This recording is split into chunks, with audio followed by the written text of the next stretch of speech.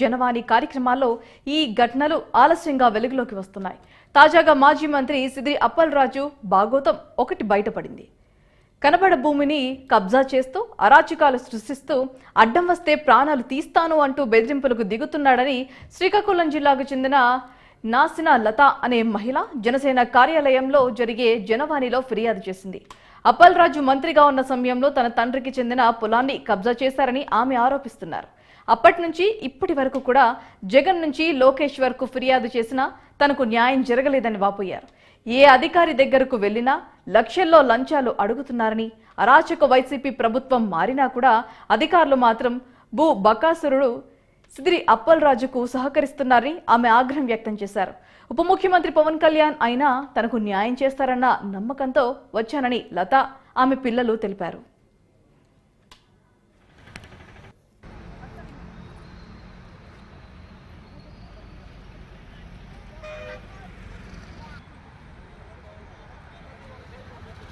మా శ్రీకాకుళం జిల్లా మందస మండలం మందస గ్రామం సుబ్రహ్మణ్య వీధి మాది. మా నాన్నగారు 72లో చనిపోయారు బాబు. 72లో చనిపోయారు. అప్పటి నుంచి ఇప్పటి వరకు మందస ఎంఆర్ఓ ఆఫీస్కి, రిజిస్టర్ ఆఫీస్కి తిరుగుతున్నాం. కలెక్టర్ ఆఫీస్కి, ఆర్డీ ఆఫీస్కి, ఏడీ ఆఫీస్కి, సెటిల్మెంట్ ఆఫీస్కి తిరుగుతున్నాము. ఎన్ని ఆఫీసులకు వెళ్ళినా సరే ఎంఆర్ఓలు, సర్వీర్లు, సెక్రటరీలు లంచాలు తీసుకొని మా ల్యాండ్ కబ్జా చేసిన వాళ్ళకి ఇచ్చేశారు. దొంగ పట్టాదారు పాస్ పుస్తకాలు, దొంగ రిజిస్ట్రేషన్ చేసి ఇచ్చారు. మాకు ఇమ్మంటుంటే మీరు ఏం చేసుకుంటారు చేసుకోండి అంటున్నారు. ఇప్పుడు 40-30 సంవత్సరాలు పడి తిరుగుతున్నాం బాబు. మీ దిక్కును కడి చెప్పుకోండి అంటున్నారు. అలాగని మొన్న పాపారావు ఎంఆర్ఓ గారి దగ్గరికి వెళ్తే వాళ్ళ ఇంటికి వెళ్ళి కాలు పట్టుకున్నాను బాబు. నేను 2 కాలు పట్టుకున్నాను బాబు. మా ల్యాండ్ మాకు ఇవ్వండి బాబు అని అడిగాను. 4 పేపర్లు చింపిస్తున్నారమ్మా, మిగతా ల్యాండ్ పెండింగ్లో పెట్టేశాను, మరి నేను ఇవ్వలేను అని అనేశారు. మోహన్ సర్వీర్ గారి దగ్గరికి వెళ్ళి అడిగితే 20 లక్షల రూపాయలు నాకు లంచం కావాలి, ఇచ్చేవంటే నీకు నేను అన్ని మా నాన్నగారి పేరు నుండి మొత్తం A to Z నీకు ఇచ్చి సర్వీ రిపోర్ట్ ఇచ్చేస్తానన్నారు. 20 లక్షలు మేము లంచం ఇవ్వలేము బాబు, మాకు తినడానికి తిండి లేదు, ఎంత ఆస్తున్నా సరే ఉండడానికి ఇల్లు లేదు, చాలా ఇబ్బందులు పడుతున్నాం పిల్లలతో అట్టుగాను. ఇప్పుడు కొత్తమ్మారావు గారు వచ్చారు బాబు. కొత్తమ్మారావు గారి దగ్గరికి వెళ్ళాను, లోకేష్ బాబు దగ్గరికి, చంద్రబాబు నాయుడు దగ్గరికి, బాబు గారి దగ్గరికి, పవన్ కళ్యాణ్ దగ్గరికి వచ్చాను. వచ్చినప్పుడు మనస వెళ్ళమన్నారు, మనస వెళ్ళాను. కొత్త మేడం వచ్చింది ఎంఆర్ఓ గారు. నీ దగ్గర ఏటేటి పేపర్లు ఉన్నాయి నాకు ఇవ్వు అని అడిగారు. అడిగితే నేను మా దగ్గర పేపర్లు తేలేదన్నాను. చాలా బాగా మాట్లాడింది, ఒక సొంత అక్క చెల్లెల్లాగా మాట్లాడి నీ ల్యాండ్ అంతా మీ నాన్న ఉన్నది మీకు ఇచ్చేస్తాం మేము, నువ్వు నాకు ఒకసారి పేపర్లు చూపించమ్మా అన్నది. ఇచ్చాను. ఇస్తే అన్ని చదివింది. సర్వీర్ గారు, కొత్త సర్వీర్ గారు పిలిచారు. పిలిచి ఏటేటో నీ నాన్నగారు అంటే సర్వీర్ గారు చెప్పారు. మొత్తం మువ్వ వైద్యనాథం గారు పట్టాదారి, అన్నిట్లో వాళ్ళ నాన్నగారి పేరే ఉంది, చాలా ల్యాండ్ ఉందమ్మా అన్నారు. ఈలోగా మౌలి ఉన్ను శైలజ మేడం వచ్చి ఏడు చెప్పారు, మాకు తెలియదు బాబు, భోజనం చేసి రండి అని చెప్పారు ఎంఆర్ఓ గారు. మేము వెళ్ళమమ్మా అన్న, మాకు జబర్దస్త్గా వెళ్ళమన్నారు. భోజనం చేసి రండి, పెద్దోళ్ళు పడిపోతారు అన్నారు. భోజనంకి వెళ్ళాం బాబు. భోజనం నుంచి వచ్చిన వెంటనే ఈ ఒరిజినల్ పేపర్లు తీసుకుంది మేడము, ఎంఆర్ఓ మేడము, మనసు ఎంఆర్ఓ మేడము. అటు నుంచి వచ్చిన వెంటనే నాకు నువ్వు పేపర్లు ఇవ్వలేదనిసింది బాబు. మా అమ్మ వాళ్ళ భూమి ల్యాండ్ మా 30 సంవత్సరాల నుంచి అలా తిరుగుతూనే ఉన్నారు. మేము చిన్నప్పటి నుంచి చూస్తున్నాం. అస్సలు మాకు తినడానికి తిండి లేదు, ఉన్నాము, అంత ఇబ్బందిగా ఉన్నాము.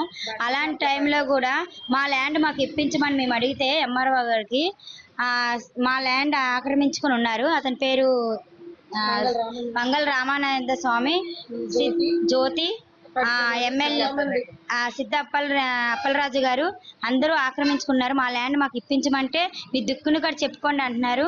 ఆల్రెడీ అమ్మ ఎంఆర్ఓ దగ్గరికి వెళ్ళి అడిగితే మీరు ఏం చేసుకుంటే చేసుకోండి, మాకు లంచం ఇవ్వని 20 లక్షలు అని అడుగుతున్నారు.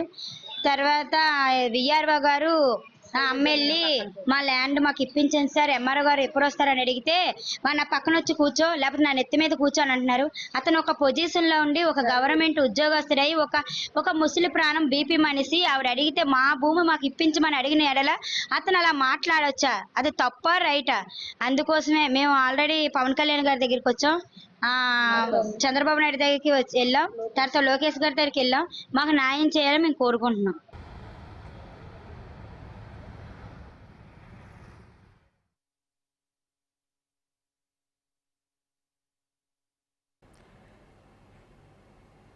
వాటికి ఇదే అంశానికి సంబంధించి మరింత సమాచారం గుంటూరు నుంచి మా ప్రతినిధి శ్రీనివాస్ ఫోన్లో సిద్ధంగా ఉన్నారు. శ్రీనివాస్, చెప్పండి, ఎన్నో అధికారుల వరకు ఇప్పటి వరకు ఫిర్యాదులు అయితే ఇచ్చాం, కానీ ఎలాంటి స్పందన అయితే వారి దగ్గర నుంచి రాలేదు. ఇప్పుడు డిప్యూటీ సీఎం పవన్ కళ్యాణ్ దగ్గరికి వారి సమస్య ఏదైతే ఉందో చేరవేశాము, మరి దానికి సంబంధించి ఎలాంటి చర్యలు తీసుకునే అవకాశాలు ఉన్నాయంటారు? దానికి సంబంధించిన అప్డేట్ ఏంటి? భారతి, నిన్న రాత్రి జనవాణి కార్యక్రమంలో జనసేన పార్టీ కేంద్ర కార్యాలయంలో జరుగుతున్న జనవాణి కార్యక్రమానికి రాత్రి సమయంలో శ్రీకాకుళం లత నుంచి ఓ మహిళ వాసన లత అనే మహిళ తన 2 కుమార్తెలు అదేవిధంగా ఒక మనవడితో కలిసి అర్ధరాత్రి సమయంలో జనసేన కేంద్ర కార్యాలయంలో జనవాణి కార్యక్రమానికి వచ్చారు.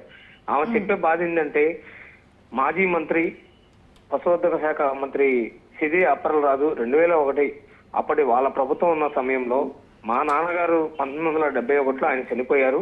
ఆయనకి 200 ఎకరాల పొలం ఉంది, మేమందరం అనుభవిస్తున్నాము. పేరుకైతే మాకు పొలం ఉంది కానీ మిగతా ఏమీ లేవు. ఆ పొలం మీద మేము ఆధారపడి మేము బతుకుతున్నాము.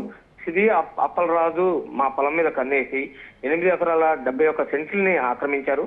ఇదేంటయ్యా, ఇలా మా స్థలాన్ని మీరు పొరపాటున మీరు ఆక్రమించారయ్యా, మీ వాళ్ళు మా దాంట్లో దున్నుతున్నారా? ఆయన మంత్రి అప్పలరాజు దగ్గరికి వెళ్తే ఆయన చంపేస్తా నోరు తెరిస్తే అని చెప్పి ఆమె వివిధ రకాలుగా ఆమెను బెదిరించి నయానా భయానా బెదిరించి ఆమె దగ్గర ఉన్న డాక్యుమెంట్లు సైతం అప్పటి ఒక స్థానిక తహసీల్దార్ తో బెదిరించి ఆ డాక్యుమెంట్లు హ్యాండ్ ఓవర్ చేసుకోవడం జరిగింది.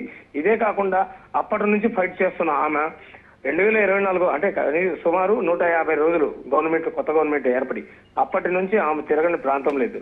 తహసీల్దార్ దగ్గర నుంచి ఇప్పుడు మంత్రి నారా లోకేష్ దగ్గరికి ఆమె తిరగడం జరిగింది. గత నెలలో మంత్రి నారా లోకేష్ దగ్గరకు వచ్చి ప్రజా దర్బార్లో సిది అప్పలరాజు చేసిన స్థితి గురించి చెప్పి అయ్యా మేము ఇలా చేశారయ్యా అంటే నారా లోకేష్ స్థానిక ఎంఆర్ఓకు ఫోన్ చేసి అదేవిధంగా ఒక ఎమ్మెల్యే కూడా ఫోన్ చేసి ఆ మనిషి వస్తారు, ఆమెకు న్యాయం చేసి పెట్టాలి, ఆ ప్రజా దర్బార్లో ఆమె ఫిర్యాదు చేశారని చెప్పి ఫిర్యాదు అర్జీని సైతం వాట్సాప్ లో మంత్రి నారా లోకేష్ స్వయంగా ఆ కేసులో ఇన్వాల్వ్ అయ్యి ఈ మహిళ కేసు జెన్యూన్ గా ఉంది, ఆమెకు న్యాయం చేయాలని చెప్పి మంత్రి నారా లోకేష్ ఆదేశిస్తే సరే సార్ నేను చూస్తానని చెప్పిన ఎమ్మెల్యే అదేవిధంగా స్థానిక తహసీల్దారు ఆమెను పిలిపించుకొని ఆమె దగ్గర ఉన్న ఆధారాలంతా విని వాటిని ఆమె చూసి చేస్తామమ్మా, పరిశీలించాలి, వీటిని డాక్యుమెంట్ కొంచెం పరిశీలించాలని చెప్పి ఆమె దగ్గర ఉన్న ఒరిజినల్ డాక్యుమెంట్ సైతం తీసుకొని లాక్కోవడం జరిగింది. ఇప్పటి వరకు ఆమెకు ఎటువంటి న్యాయం జరగకపోవడంతో ఆమె ఇంకా ఎవరి దగ్గర కావట్లేదు.